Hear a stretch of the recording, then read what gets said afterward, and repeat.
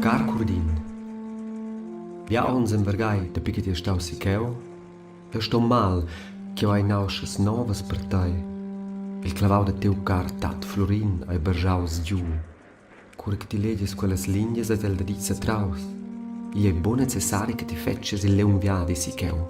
Ti sas denton esser sigirs, florin aveva fetch pugentai ed el era los sintai. Signau plavon Jeremias, Vischneunca de Mundaun.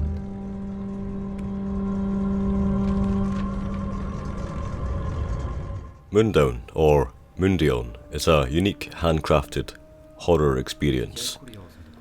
This is a game that I've been deliberating about reviewing because it's actually, it signifies a much darker tone for a created work than I tend to engage with nowadays. I tend to be a bit more selective. Mundaun is certainly dark, whereas I value works that are dark, can be melancholy, but ultimately have a lighter edge to them. In Mundaun, as you'll have seen from the introduction, you play as Curdin. Curdin is travelling up the mountain to his grandfather's remote village in the Alps, following a mysterious death. From there, what follows is an ascent up the mountain, both metaphorically and literally, to uncover a deeper truth. So the first thing I'd like to speak about in this admittedly shorter review is that there are some games that feel like works of art, genuine works of art, that linger, and Mundaun is, for me, that type of work. It's so visually expressive and atmospheric that it almost feels highly condensed.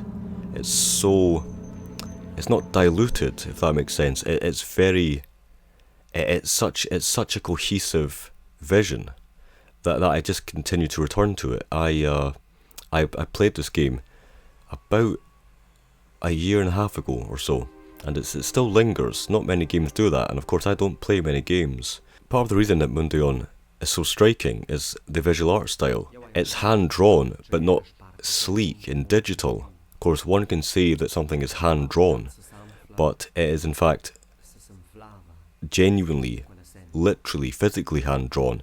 All of the charcoal sketches that comprise the art elements in this game, they're all scanned in physically.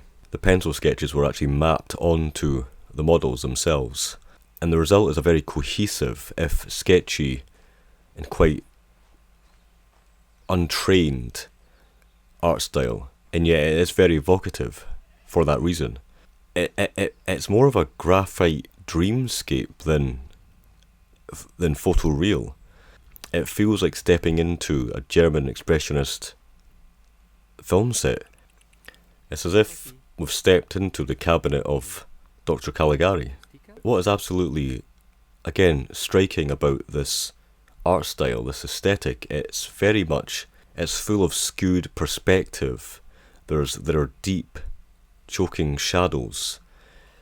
The game is very inventive in the way that it plays with your perception of reality. The setting is cold and isolated, steeped in a kind of rural malaise almost. It's full of hay and soot, which brings us on to the folklore inspirations. Mundaun, again, is a very distinctive, unique game. There's nothing quite like it, and indeed that's actually almost concretized by the language the game uses to speak. Mundaun is entirely rendered in the very rare Romansh language. It's primarily in the Swiss Alps. It's a very distinctive language, and in fact, even after playing the game, I kept returning to that initial scene where Curdin is reading the letter. I love the way that the language sounds. I almost want to learn it. It's just so textured and lyrical. So I don't want to go too much into the story here. Admittedly, it's been a while, but I can say that the primary influence for Mundaun is the legend of the Devil's Bridge in the Rus Valley. In the tale, villagers are trying to complete a bridge, which seems an impossible task, and they ask the devil for help. only to trick him by sending a goat instead. And here's an interesting connection. The developer, Michel Ziegler, drew on the 1842 novella, The Black Spider, by Jeremiah Gottelf, which I've reviewed on this channel. I won't say too much about that work, but suffice it to say, it's a parable, a dark parable, a strange parable. It's about a woman who strikes a bargain again with the devil. That particular story is supposedly one of the very earliest examples of weird fiction. So these influences, they really shape the game's tone. This is folk horror. It doesn't feel nostalgic or kitschy at all. It's very grounded and earthy. I think that's why I enjoyed Mundaun, and I'm reviewing it now. It feels less like a sleek, digital, capital G game. So as for the gameplay itself, this is not a fast-paced horror game. It's very slow. It's almost in a walking simulator.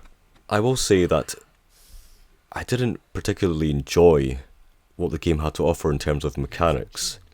The action felt a bit clunky, and I'm not entirely sure if that's to do with the way that the game system works, or it might have actually been a result of my low-spec laptop that I usually play games on, or always play games on. But it did feel a bit clunky, a bit too slow. Something that I did enjoy is when you engage with a moval. A moval is a vehicle that you can interact with throughout the game. I still remember the first time you enter a moval and you turn on the radio actually turns on itself, I think. And there's just this crackle and you hear the first piece. It's so atmospheric that I've actually returned to the music from Mundaun time and time again. It's dense with atmosphere. So to end, I will just bring it back to the story. The story I found, if you're aware of Faust and again the Swiss legend of the bridge and the devil, and you've read The Black Spider, you can expect, you know what to expect. There are, however, some plot holes, and I won't go into the details here. Suffice it to say, even after some long periods of research, I didn't feel like things really cohered. But for me, ultimately, Mundaun is about the atmosphere. It's about traversing this dark, surreal, mountainous landscape. It's a very unique vision.